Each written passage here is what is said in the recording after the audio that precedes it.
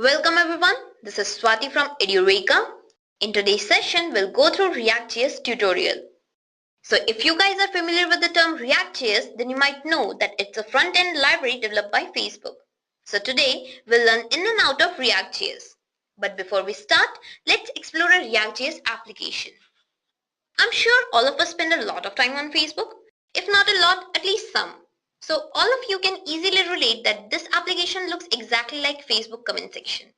In this comment application, we can add a new comment, delete an existing comment, or even can reply to some other comment. Let me show you how. Here I'm adding a comment. I can delete my comment. I can even delete some others comment if I have the authority, and then I can reply to others comment like this. Perhaps you would have noticed whether I'm adding or deleting comments, only that section is getting updated instead of the entire page. So what I'm trying to say is that we do not have to reload or refresh the entire application to see the updates. So how exactly is this happening? Well, this is the magic of ReactJS, and that is what we are going to learn today. But here, some of you might ask that why ReactJS when there are so many other frameworks available out there? To understand this, let's take up Facebook as example.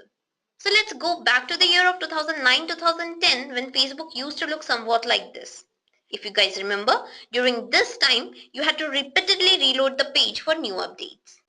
At the back end, the Facebook was using the traditional data flow. As you can see from this diagram, the data came from various sources like the initial data, the real-time data, or the user input data. Now this data was passed to the dispatcher, then to the store, and then ultimately came to the view. Now view is the part where the user is actually interacting with the application. And being a user, whatever you see on the browser as a web page is the view itself. So if there is a change in data from any of these sources from the backend, in order to reflect those changes on the view, you have to refresh the entire page and then it's seen by the user. This surely was not user-friendly, and moreover this traditional data flow had some drawbacks, like it used the DOM. Now what is a DOM? DOM stands for Document Object Model. It is an object that is created by the browser each time a web page is loaded.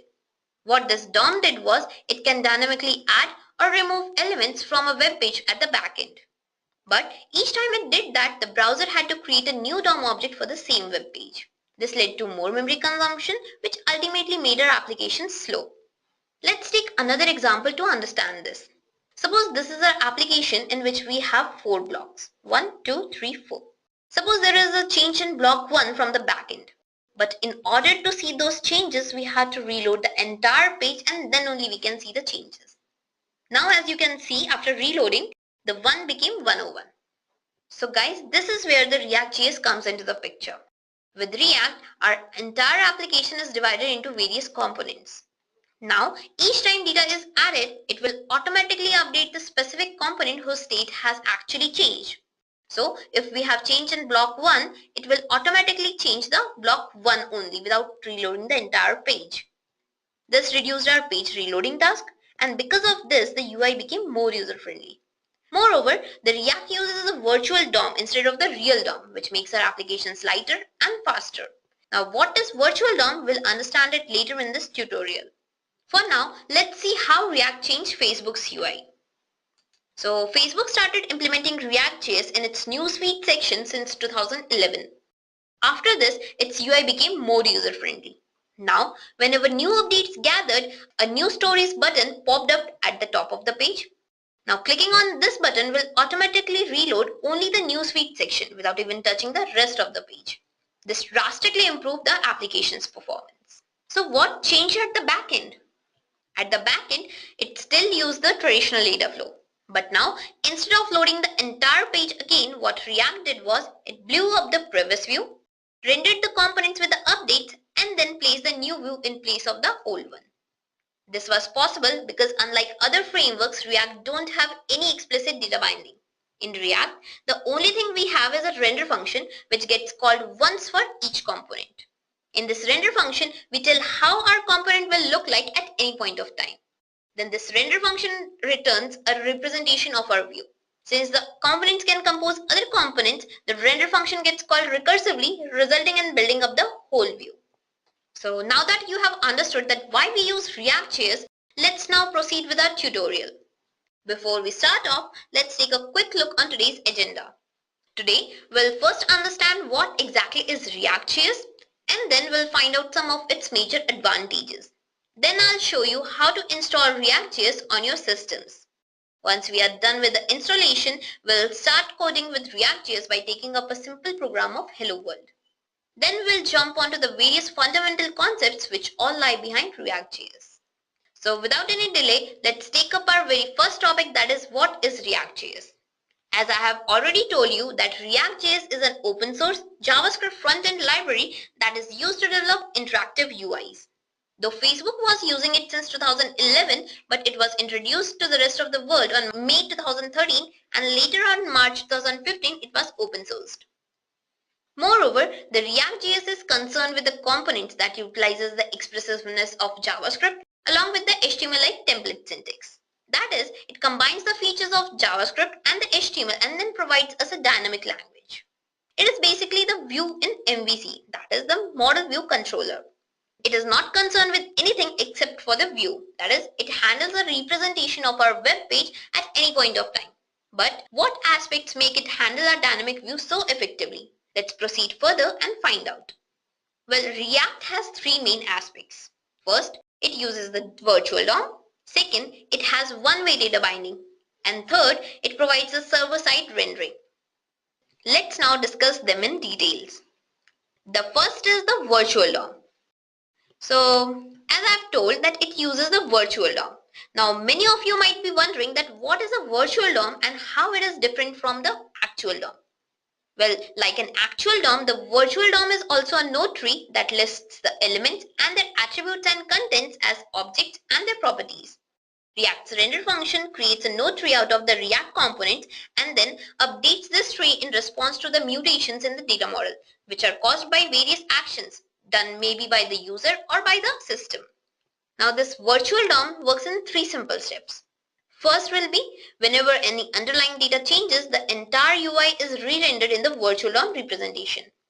After this, the difference between the previous DOM representation and the new one is calculated. Once the calculations are done, only after that the real DOM will be updated with only the things that have actually changed. You can think it as a patch, as the patches are applied only to the affected area. Similarly, the virtual DOM acts as a patch and is applied to the elements which have actually updated or changed in the real DOM. This makes our application faster, and moreover there is no memory wastage. Unlike other frameworks, React follows the unidirectional data flow. Let's now move on to our next aspect, that is one-way data binding. Unlike other frameworks, React follows unidirectional data flow or one-way data binding. As you can see from this diagram, in whole of the process, the data is flowing in the same direction. The major advantage of one-way data binding is that throughout the application, the data flows in a single direction, which gives you a better control over it. And because of this, the application state is contained in specific stores, and as a result of this, the rest of the components remains loosely coupled. So our third and last aspect is the server-side rendering. Server-side rendering allows you to pre-render the initial state of your React components at the server side only. Because of this, the page loads faster. With the server-side rendering, the server's response to the browser is the HTML of the page that is ready to be rendered. Thus, the browser can now start rendering without even having to wait for all the JavaScript to be loaded and executed. All of these features together makes ReactJS a powerful and robust language which provides us with some major advantages, like because of the use of virtual DOM, the application's performance increases. Moreover, it can be used on client as well as server side. The React's JSX file increases the readability of the code, so it becomes easy to debug and maintain. And lastly, the ReactJS can be easily integrated with frameworks like Meteor or AngularJS. So now that we have already understood that what is ReactJS and what are its advantages, let's now proceed to its installation. Well, installing ReactJS is very easy. You just need to add the ReactJS dependencies to your code and then you are good to go. You can add these dependencies either directly from online repositories, or you can also download them and then add them to your project folder. As you can see from this code, I have added the dependencies here from the online repositories. Now, let me show you how to add the dependencies after downloading them. For that, you need to go back to your project folder. So now this is my project folder. Inside this, I will be pasting all my dependencies. For that, I'll go to my downloads. Here I have already downloaded the dependencies. I just have to copy this and then I'll go back to my project folder and paste them here like this. So inside this, I have all my dependencies, which all I need. So now to start coding with React, you can use any text editor or any IDE you want. So here I'm using the WebStorm IDE. Here inside my project folder, you can see that I have already all my dependencies. So now what I'll do, I will create one HTML file here. Let me name it as index. Now in this HTML file, we have to provide it with some title, like I have given it demo. Okay, so now inside the head of this file, now we have to tell that we have the dependencies. So using the script tag, we will add the dependencies one by one. So let me see the source, and my dependency source is the build folder. In this first dependency which I need to add is the react.min.js. Now this is the main React dependency that you will need. Like this, I have to add the rest of the dependencies. Okay, so now I'm done with adding my dependencies. So next thing what I have to do is I have to create one division. I have to create one division so that I can display my React code over here. So I will give this division one ID as well. Okay, so here I have given the ID as content. So for now we are done with this HTML file. Now we have to create one ReactJS file. So for that we will create one file. Let me name it as script.jsx. So this JSX file is the file in which we will add all the React code. Now JSX is a type of syntax that you can just type and it's very easy to understand. In React, as you know, that everything is a component and each component needs a class to survive. So first we have to create a component and then provide a class for it. So let me just create one component. Okay, so as you can see, I have created one component named my component and then I have created one class. So now I have created one component with the name my component and then I have provided one class for it to survive. Now inside this class, I will be adding all the functions and the attributes that my class is going to do. So now each component has one render function which returns an HTML representation. So here we'll add the render function which will contain what we want to display. So since we are going to return the hello world just, so here first let me just create the render function. So render, this is a function. Okay, since this will be returning an HTML representation, so inside the return I have to write, okay, we are returning only the hello world, so I'll write hello world. Okay, so just save it. So now we are done with creating our component. Now you have to tell React that you want this component to be displayed over here. So for that, okay, so here we are calling the render function of React DOM. Now inside this function, I'll tell that I want my component to be displayed on the HTML page. So for that, I will fetch it by its ID. So I'll call document.getElementById since we have given the ID and its ID is content. Okay, so now here we are done with our JSX file. Just save it, go back to the HTML file. So now you can think this JSX file as external CSS or JavaScript. As we refer this file in our HTML file, similarly we have to tell our HTML file that we have our ReactJS code in some other file. So for that I'll say script and its source is script.jsx.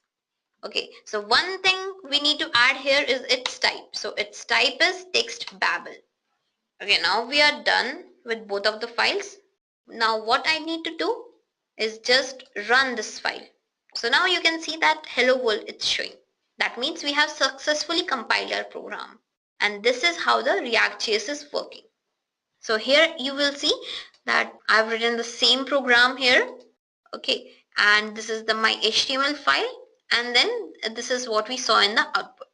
Since we are done with our first program, let's now find out the various fundamental concepts working behind it. Here, first we'll understand what is a JSX file and how it is used. Then we'll learn about the components and its different forms. After this, we'll find out what are props followed by the states. Then we'll have a quick look on different phases of components lifecycle. Next, we'll learn about the React events and how they are triggered. After this, we'll see what are the references and keys and understand their importance in React. Finally, we'll understand what is React Router and then we'll proceed to our demo. So without wasting any more time, let's take up our very first topic, that is the JSX. So JSX stands for the JavaScript XML. It's an XML HTML-like syntax that is used by React. This syntax extends the ECMAScript so that the XML HTML-like text can coexist with JavaScript React code. This syntax is used by the preprocessors to transform the HTML-like syntax that is found in JavaScript files into standard JavaScript objects. With this file, instead of just embedding the JavaScript into HTML, we can embed the HTML into the JavaScript as well. This makes the HTML code easy and also boosts up the JavaScript's performance. Moreover, it makes our application robust. Let's now see how this JSX can be used. Well, the first is the regular use of JSX, which we already saw in our Hello World program. Next is the JSX nested elements. Now, as you know, in React, the render function can render only one HTML element at a time. So in case you want to render multiple HTML elements, then you need to put them inside the one enclosing tag. Let's see it how. Okay, so let's try and add one more HTML element inside this render function. So here, let me say I have h3. You can see as soon as I add this h3 tag, it's showing that here something is expected. That means it can't compile. One error symbol is coming. So that's why we need to include this inside one enclosing tag. So I'll be using div here. So let me say div. Okay, so I'll just cut it from here and paste it. Now inside this tag, I can add as many elements as I want. So let me just use h1. You can use any tag you want. So just, okay.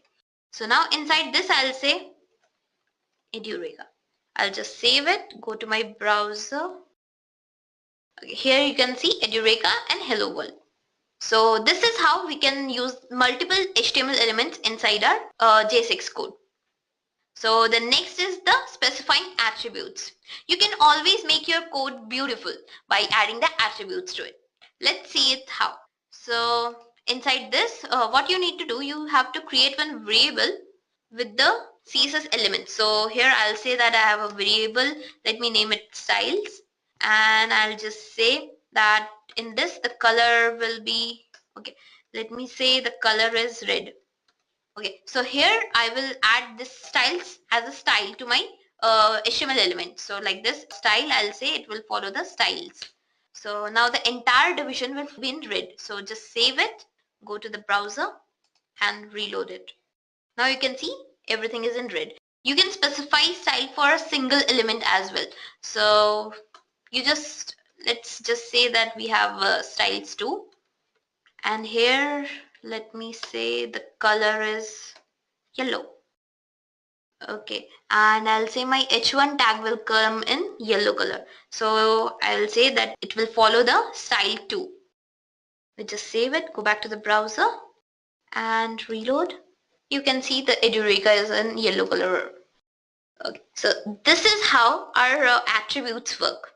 So the next is embedding JavaScript into JSX. As in normal HTML, we embed the JavaScript expressions. Similarly, here also we can add the JavaScript expressions directly into the code. Let me show you. Okay, I'll go to the ID and I'll just say, I'll take one h3 tag and inside I'll say just sum is something. I'll throw in some random numbers over here. So let me just say, save it, go back, and here it will give me the sum. So the sum is 13. So like this, we can use JSX in different forms. Okay, so here we are done with all the uses of JSX. Let's now move to our next topic, that is the component. Since the beginning I'm saying that in React everything is a component. So now let's find out what actually this component is. To understand this, let's again go back to Facebook. As you can see, this is a Facebook page. Now this page is divided into various components, like this is a component, this is also a component, and again this is also a component. Like this, there are many more components over here. Since in React, everything is a component and each component returns a DOM object, it results in splitting up the entire UI into various independent and reusable pieces. To understand this better, imagine the entire UI as a tree.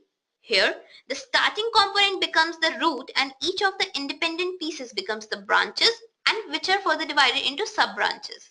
Now, this pattern keeps our UI organized, and moreover, it allows the data and state changes to logically flow from the root to the branches and then to the sub-branches. Moreover, the component can always refer to other components. Let's see how this is happening. Okay, so here I have one component named my component. So let me just create few more components over here. For this, again, I'll use the variable and let me name it as header. So here I'll call the react.create class. So inside this, again, I'll create one render function. Now what I want, that this render function should return me just one HTML representation to show that this is my separate component. So therefore I'll just simply write return, and I'll put one h2 tag over here, and I'll say that this is header component. Okay, like this. So I'll create one more component like this. So for that, I'll just copy this and I'll paste it up here, and I'll change its name to footer. Okay, and here it will say this is footer component. So now how I can refer these components from my component? For that, I just need to go inside the enclosing tag, and here I'll just say header, and moreover again I can just say footer, like this. Save it, go back to your browser and reload. So this is how our components work. We can call one component from other component, as we have seen. Okay, I hope this thing is clear to you. Now let's go further in our PPT. Okay, so here a valid React component can always accept a single object argument and then produce a React element. Now these are called the functional elements, as they are literally the JavaScript functions, as you can see. So here we are calling one handle click function. Now whenever this function is called, it will always return us one HTML representation. So that's why these are called the functional elements.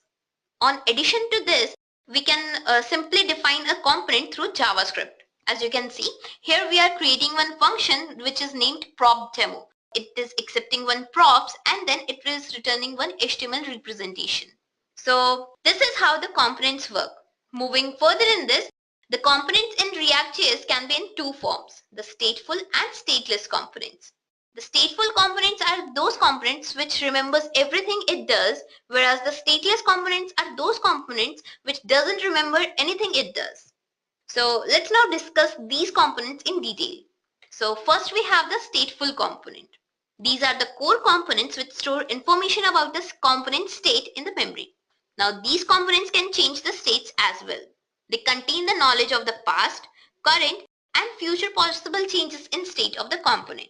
In case there is a change in state, they will always receive the information from the stateless components. Thus these components are called the smart or active components. Next we have the stateless components. These are the stateless components which always calculates the internal state of a component. They can never change the state. Moreover, they do not contain any knowledge of the past, current as well as possible future changes of the state of a component. These stateless components provide the referential transparency. That is, for same set of inputs, it will always generate same output. Thus, these components are called the dumb components. Now, I hope you have the fair understanding about the components. So now, let's move on to our next topic, that is props. The simplest way of describing props would be to say that they function similar to HTML attributes. These are the read-only components which provide configurational values. Thus, by using the props, we can always pass data from parent component to a child component. Whenever the component is declared as a function or a class, it must never change its props. All such components are therefore called the pure functions. if you see this function as I have seen in this demo, we have the function called sum, which is accepting arguments x and y. So its prop is to always return the sum. So whenever this function is called, it will never change its prop. In React, the only rule we have and that we must follow is all React components must act like pure functions with respect to their props. So let's find out how it's happening with the help of practical demo. Okay, so now here what I'll do, I'll use the header, and here I'll provide the prop. But before that, inside this header, since we have to provide information from the parent to the child, let me say that my component is the parent component and header is the child component. So from here I'll say that header has a name. Let me say Alex. Okay. Now what I'll do, I'll just copy and provide one more header prop. So I'll just change its name to, I'll say Max. Okay. So now how we can provide this information to child component? For that, what we need to do here is, I'll just use one h3 tag, and inside this I'll refer my component. So here I'll say this dot props dot, since I've given the name, so I'll say name here. Okay, here we have to create one division as well. Okay, so what I'm doing here is that I'm passing one name from my component, from here, from my component to the header component, which is just printing out the representation. So this is how the props work. Whatever you give as input, it will always display the same out. So let's just save this, go back to the browser and reload. So here you can see Alex and Max. It's print. So each time the header component is referred, it will print this element. I hope you are clear with the props. Let's now move to our next topic, that is states. So what is a state and how state can be assigned? Here in React, the states are the heart, or we can say the core of React components. Though most of the components simply take in props and render them, but they can also provide states. These states are used to store information or data about the components, which can change over time because of user or system events. You can say that they determine the component's rendering and behavior, and therefore the state must be kept as simple as possible. Using the states, it leads to a dynamic and an interactive components which adjust themselves according to the changes. So let's now see how the states can be assigned with the help of the demo. Okay, so since we have already used the props, I'll use this footer to show the state. Now to access a state, first we need to assign one initial state to the component, because by default its state will be set to null. So for that, I'll call one function. It's called getInitialState. And see, inside this class I have two functions, so I need to separate them. So I'll put one comma over here. Inside footer, I'll say I have user, and let me set its initial state to, I'll say Edureka. So it's the user initial state is Edureka. So now whenever we call this user, it will always display the Edureka. Now how can we refer to this? For this, what we need to do is, okay, now I'll add one div over here. You just cut this from here and paste it. And now here I'll say I have one h1 tag, and here I'll refer to the state. So to refer to the current state, what you need to call is this dot state, and our element name is user, so here you will say user, like this. Save it, go back to the browser and reload it. See, so our user is Edureka. To make it more clear, let's go back to the, and here I'll say user is Edureka. Moreover, you can put any number of elements you want. Let me just say I have one ID also whose default state is 101. I'll save it, and inside this I'll say, okay, here I'll use one break, and then I'll say ID is,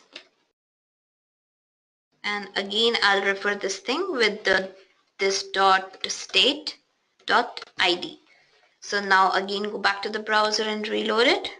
So here you can see user is Edureka and ID is 101. So this is how we set the initial state. But as I have told you that we can change the state as well. So let me just say that after some time, these two elements change their state.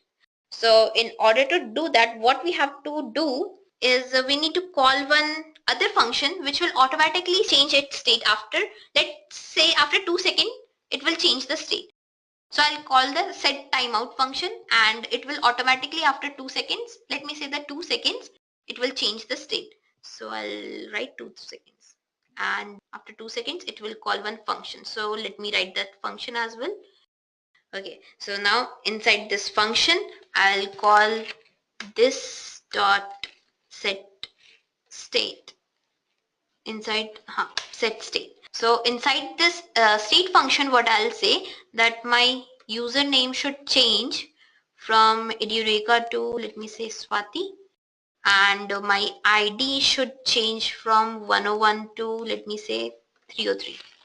Okay, so let's now just save it, go back to the browser and reload this. So now you can see the user is Edureka and ID is Swati. Okay, let me just go back and I will increase its time to, let me change it after 5 seconds. So here, okay, so let's now see. So here the user is Edureka and ID is Swati, but after 5 seconds it will automatically update to Swati and 303. So this is how the React works. It will automatically update the DOM manipulations for us, and because of this the applications become extremely fast. So this state is mainly used if the component has some internal value and moreover which doesn't affect any other component. Then only we can use the states. So I hope you guys are clear with the state. Okay, so let's move to our next topic, that is life cycle of the components.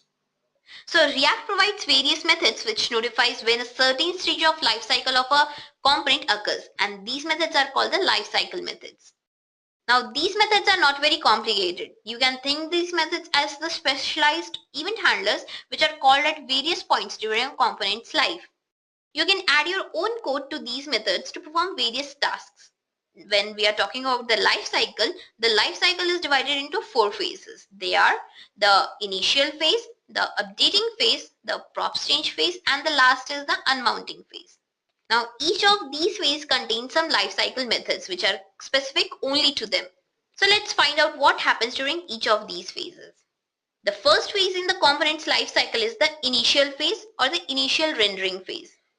This is the phase when the component is about to start its life and make its way towards the DOM. So in order to do so, all these methods are invoked in an order. So first method we have is the getDefaultProps. This method allows you to specify the default value of this.props. It gets called before your component is even created or any props from the parent are passed. Then next we have the getInitialState. Now this method allows you to specify the default value of this.state before your component is created. Just like the previous method, it too gets called before the component is created. So next method we have is the componentWillMount method. Now this is the last method that gets called before your component gets rendered to the DOM. There is an important thing to note here. If you were to call setState method inside this one, your component won't re-render. Then we have our render method. Now this is a method you should be familiar with. Every component must have this method defined, and this method is responsible for returning a single root HTML node. Though this single root may have many child nodes inside it. So if you don't wish to render anything, simply return null or false. Then we have our final method in this phase, that is the componentDidMount method. This method will get called immediately after a component renders and gets placed on the DOM. At this point, you can safely perform any DOM querying operations without worrying about whether your component has made it or not. Now one thing you need to remember here is that except for this render method, all of these lifecycle methods can fire only once.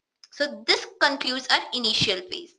Then we can move on to our next phase, that is the updating phase. So after the components get added to the DOM, they can potentially update and re-render only when a prop or a state change occurs. During this time, a different collection of lifecycle methods gets called.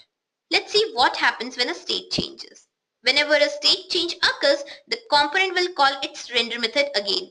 Now, any component that is relying on the output of this component will also call their render function again. Well, this is done to ensure that our component is always displaying the latest version of itself.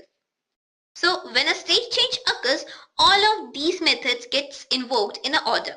So here our first method is shouldComponentUpdate method. Sometimes you don't want your component to update when a state change occurs. Now this method will allow you to control this updating behavior. If you use this method and return a true, the component will update. Else it will skip the updating part. Next we have the componentWillUpdate method. This method gets called just before your component is about to update. One thing you should note here is that you can't change your state by calling this.setState from this method. Now again we have the render method. So if you didn't override the update via shouldComponentUpdate method, the code inside the render method will get called again to ensure that your component displays itself properly. Again, the last method we have is the componentDidUpdate method. Now this method gets called after your component updates and the render method has been called.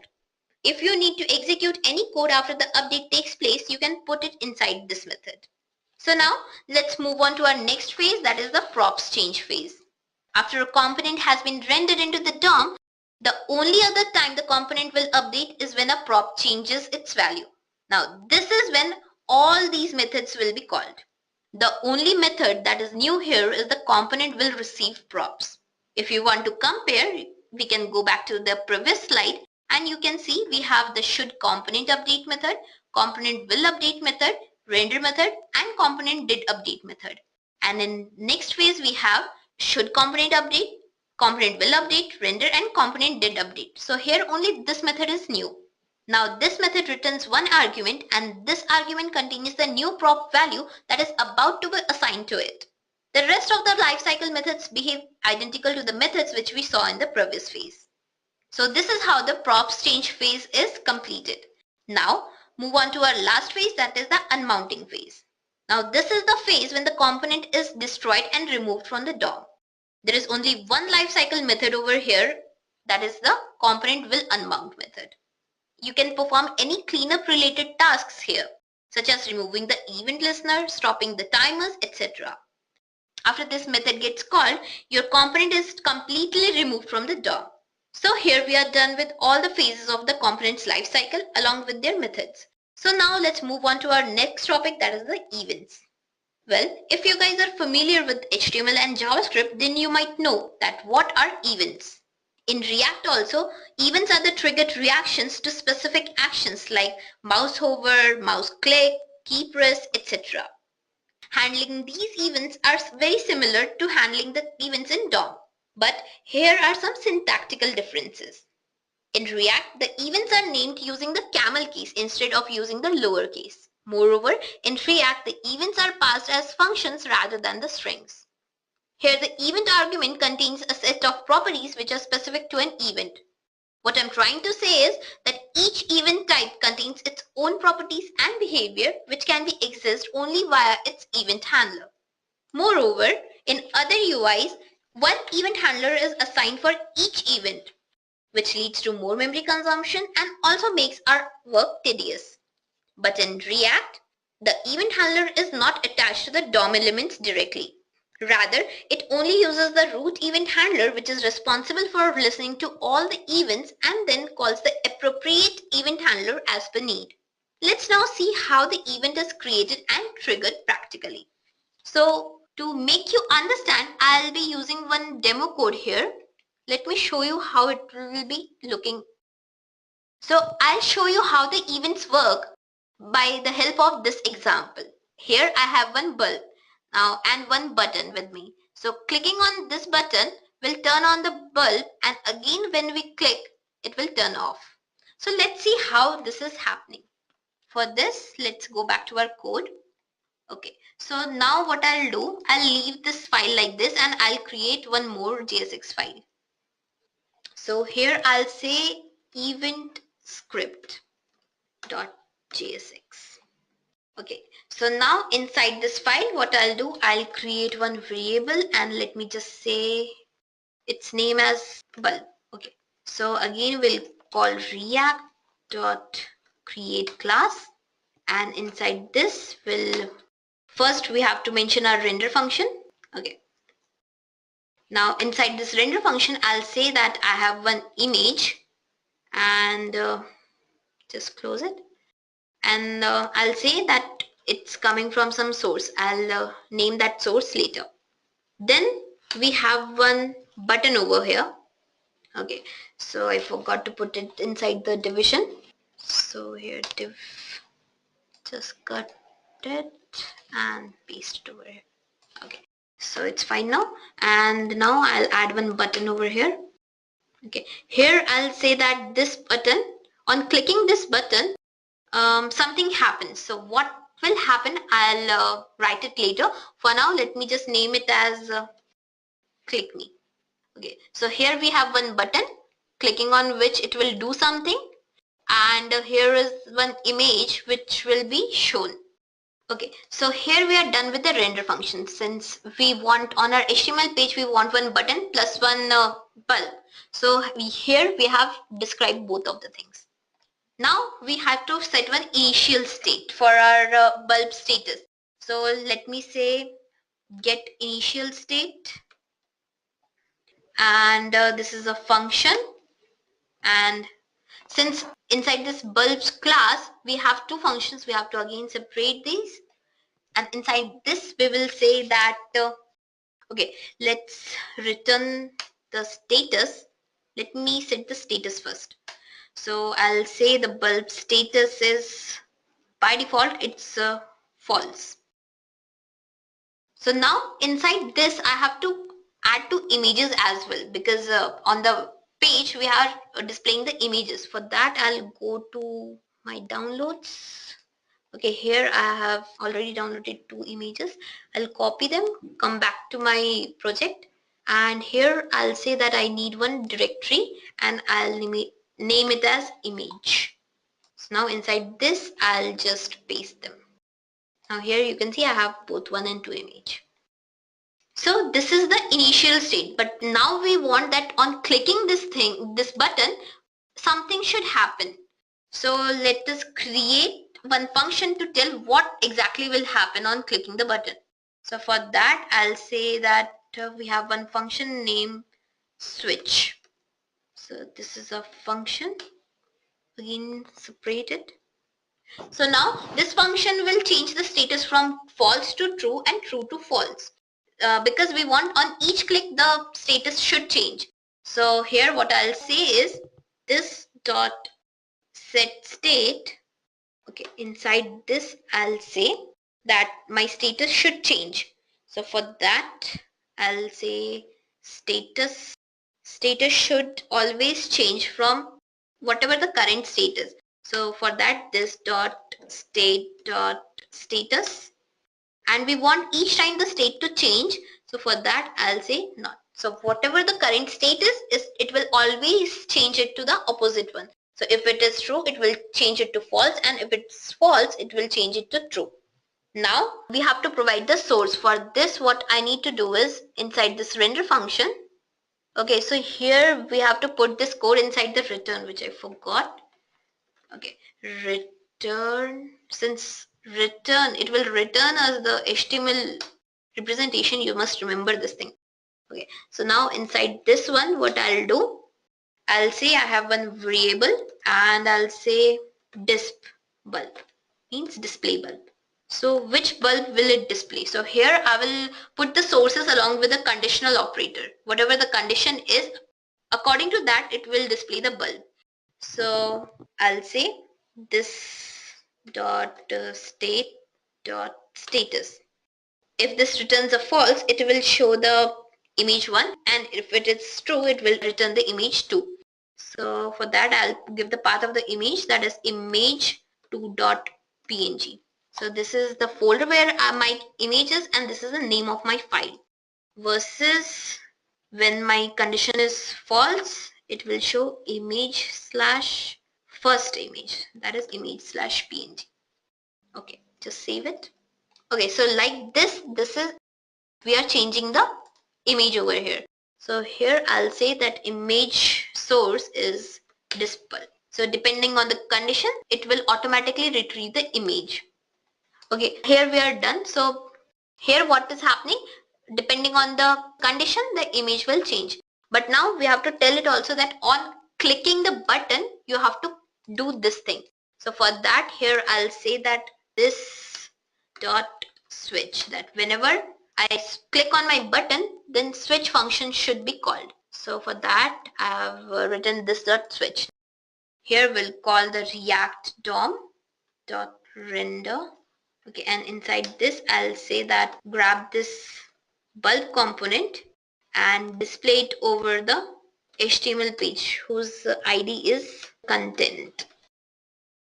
So here we are done. So save this, go back to the HTML file and tell it that our JSX file is now eventscript.jsx. So just save this now and run it.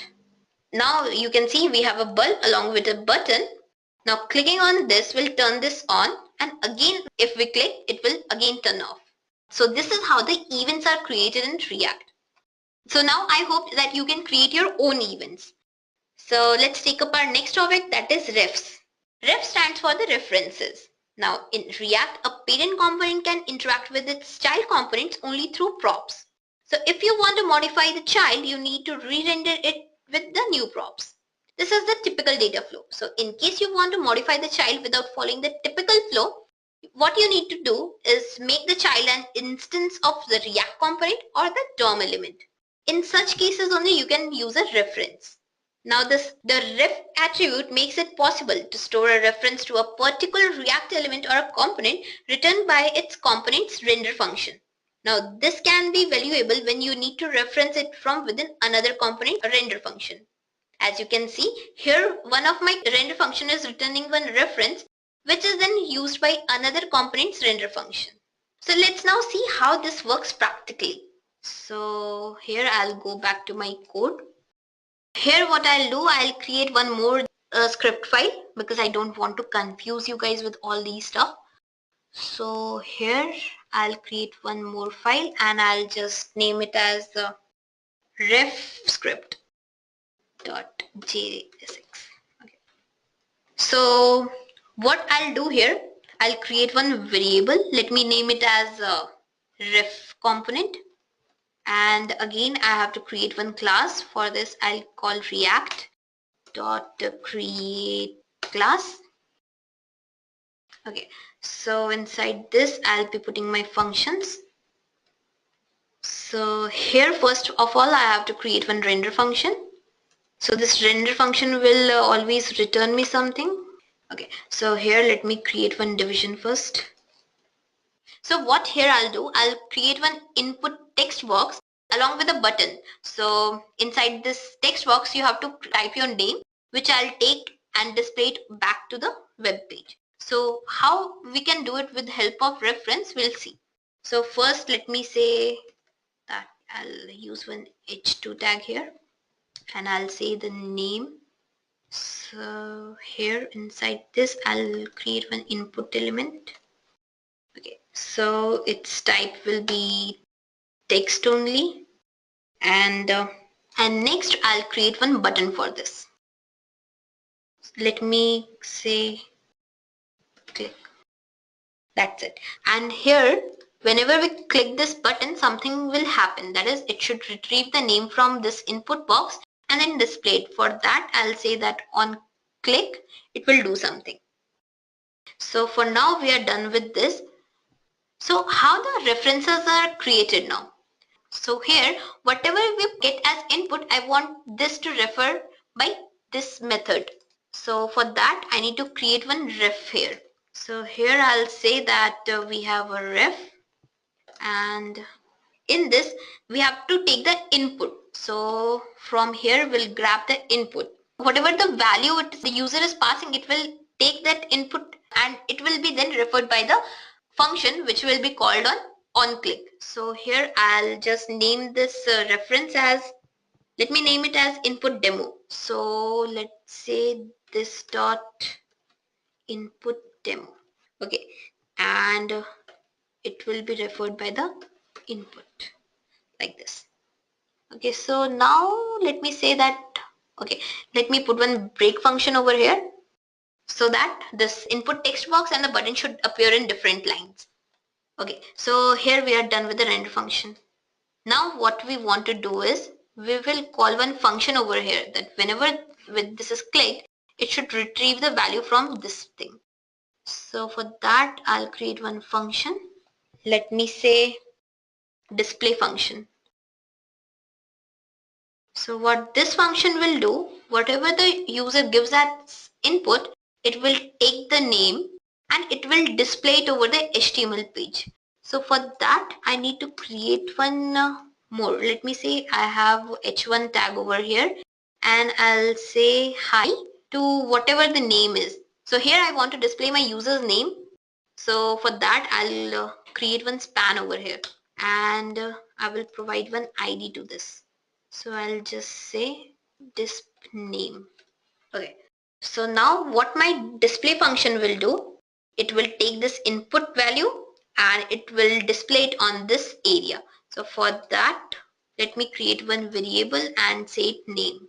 So here now this function can refer to my reference. So to refer this, we'll say this dot whatever our reference name is, that is input demo. I'll just copy this and paste it here. And then I'll say that receive its value. So here we are done.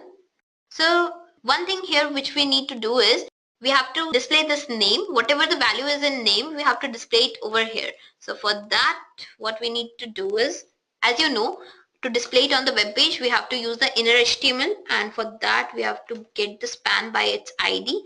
So get element by ID, and the ID name is disp name, and then we'll say dot inner HTML, and here we want to display the name. Okay, so this thing is done here. Now again, since we need to tell React that you have to render this ref component over the content area, so here call the React DOM dot render. Inside this you have to call ref component and again get the division by its ID. So document dot get element by ID, where the ID is content. Okay, so here we are done. Just save this file. Okay, no, here we are still left with this thing. We have to tell that on clicking you have to call the display function. On each button click, this display function should be called. So now we are done. So I'll just save this and I'll go back to the HTML and I'll tell that our JSX file has again changed and now it's like ref script. So save this and run this. So here you can see that I have name and I have one button and then it says hi. So as soon as I put my name over here and just click it, it will say hi Swati. So this is how the references are used. But one thing you should remember is references should be used in the dire need only. So references can be used when you are trying to manage the focus or text selection or media playback. Then it can be used while triggering the imperative animations. And moreover, when we are integrating with the third-party DOM libraries, then also we can use the refs. So I hope now the refs concept is clear to you. So let's take up our next topic, that is keys. Well, keys are the elements which helps React to identify different components uniquely. They are especially helpful when we are working with dynamically created components. Assigning the key value will help you identify the components uniquely even after they have changed. As you can see from this diagram, here we have two components with different key values. One with key 101 and one with key 102. Now these are rendered for the first time. So the React will render them without any problem. But next time when we try to render them, here the component 1's key value is same, whereas component 2's key value has changed. So now the React will render only the second component, not the first one, as the first component's key is same. So here the React will think that as the key haven't changed, so the element is same, so no need to render this one, and it will go ahead and render the second component. So this is how the key works in React. Now finally we come to our last topic, that is router. In React, router is a powerful routing library that is built on the top of React framework. Using the router, we can quickly add new screens and flows to the application. It keeps the entire URL in sync with the data that is being displayed in the web page. Moreover, it provides us some of the major advantages, like it can easily understand different views of the application. It can restore any state and view of the application just by using a simple URL. Along with this, it can efficiently handle the nested views and resolution. With React Router, the state of the components can be easily restored by the user himself just by navigating backward or forward. Moreover, by the router, we can maintain a standardized structure and behavior of the application. Also, it can do implicit CSS transitions while navigating only. So here we are done with our router also. I hope now you understand about ReactJS thoroughly. What it is, how it is implemented, and what all things we can do with it, you know now. So I think you guys are ready to create one application with ReactJS. Thus, without any more delay, let's now find out the code behind our Facebook comment application which I used in the beginning. So if you guys remember, I showed the demo of this application. So now we'll see what are the codes which are working behind this application. Okay guys, so here we are with our code. So to save time, I have already created the HTML, the PHP and the CSS files, which all I am going to use in my application. And moreover, I have already downloaded the pictures also, so that I can display the profile pictures if you remember from that application. Okay, so this is our HTML file. I have included the dependencies here, and I have told that I have one script.js extension. I'll be naming my JSX file as script only. And here I have added the CSS style sheet as well. So now, next step, what we have to do is create the JSX file. So without any delay, let's get started with it. So inside this, as we were doing earlier, we'll create one script.jsx. Okay. So now inside this file, I'll be creating some components along with their functions, and these all components will be doing some or the other work. So here first we'll start off by creating the base. Means first we'll create one wall in which all our comments will be posted. For that I'll create one component named wall form, and then inside this I'll be putting some functions like get initial state, means to set different states. I'll be setting different states inside this, and then finally I'll use one render function which will be displaying one text area. So without any delay, let's quickly start.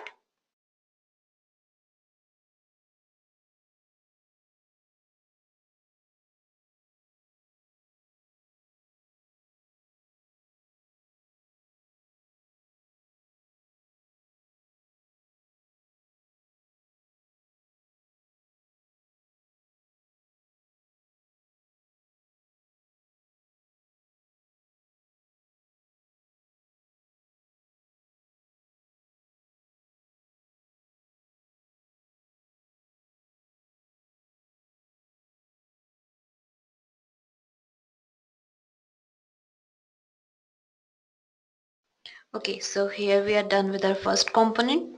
Now let's move on and create one another component, and let me just name it as where comment form.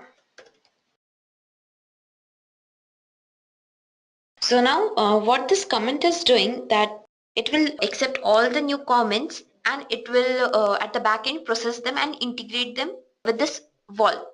So for that again we'll set the initial state and then tell that how many phases it will go through, and then we'll put it to the render function. So let's quickly do that.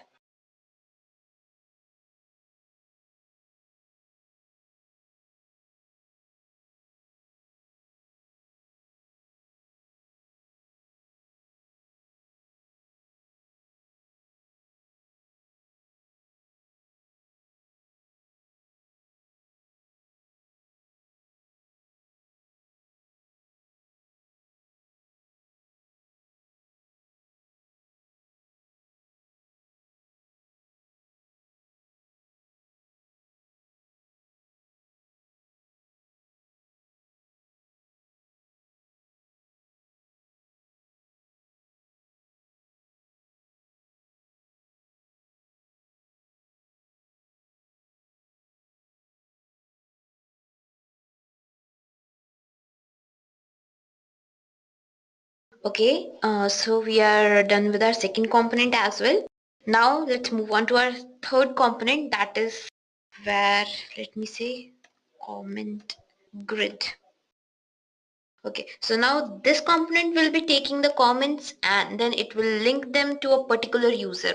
I have specified 4 users in my PHP files. Now, whichever the user will add the comment, it will take the comment and it will just integrate with it at the backend. So for that, what we have to do is again create the class and put some initial state and then give a render function to it and just add some methods in order to integrate them. So let's proceed.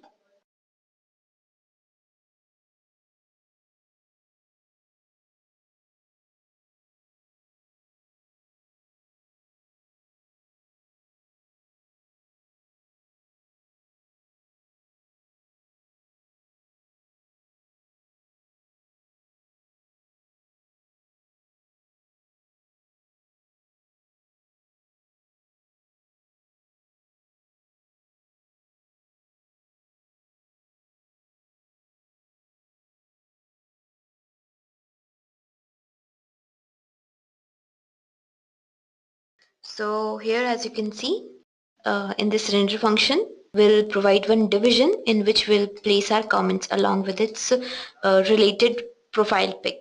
So this is how we are integrating the comments along with the pic. So now we'll create one other component and now let me name this as comment block. So now this comment will be displaying the comments along with its user in order they are inserted. Like in this, what we are doing, we are presenting one representation. This component will be taking in the comment and integrating it with its related profile pic.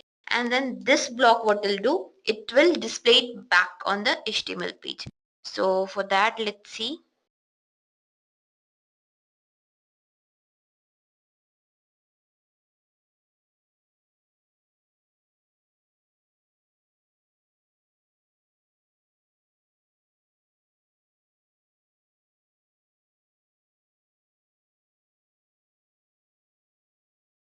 So now we are done with our comment block.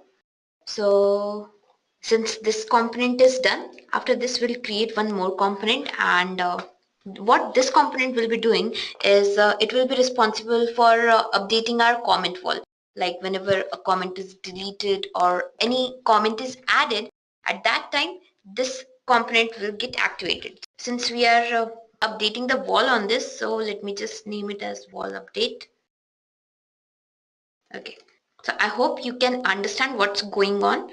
So let's just quickly create this component and see. Inside this component, we will have some functions and along with that, we will have the render function which will keep on updating the HTML representation. Like whenever the comments are updated, that is added or deleted, at that time it will assign the particular profile pic and link it with the component and then display it. So let's see how it's doing.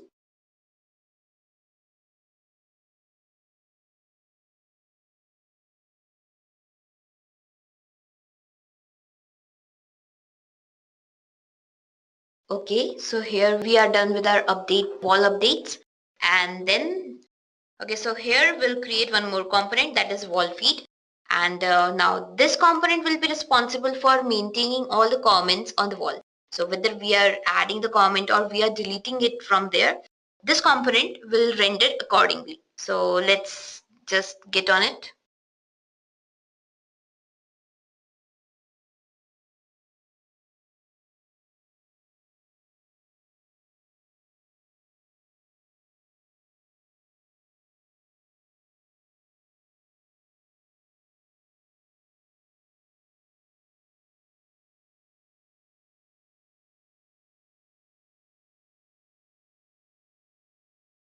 Okay, so finally we'll create one final component. So this will be the component which will be triggering the render function. From this component, rest all the components will be triggered. So basically, this is the component which will be responsible for our view. So let's get started with this one.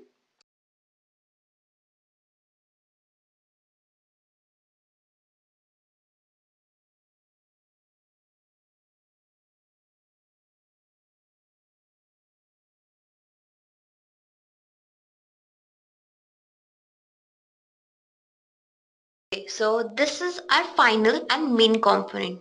So here we'll tell React that first you have to render this wall container. Then this wall container will call the wall feed. Okay, so this is our wall feed component. Now this wall feed will in return then it will call wall form and wall updates. Like this internally one component will call another component and this will build up our whole view. So let's just quickly render this wall container. So for this we have to call the React DOM dot render, and now inside this we'll tell that you need to render the wall container and you have to put it in the place of container. So here we'll see document dot get element by id, and let me just cross check the id. So id is container, just copy this one and go back and paste. Finally, we are done with our whole of the React.js code. So there's nowhere, no errors are there, I hope. Yeah, okay. So here I'm on my browser. So what I'll do, I'll just say localhost, okay, localhost 8081, and my application is React.js. So okay, so you can see that my application is up and running. So let's just test it out whether it's working or not. So I'll say hi. Yeah, it's accepting the comments. I can delete my comment and let me try replying. So I'll say hello. So as you can see, our application is perfectly working. So I hope I was able to make it clear how it's working, how the codes are working. So now I'll conclude this tutorial here. Thanks for watching, and if you have any doubts or queries, you can comment in the below section. Thank you. Have a nice day.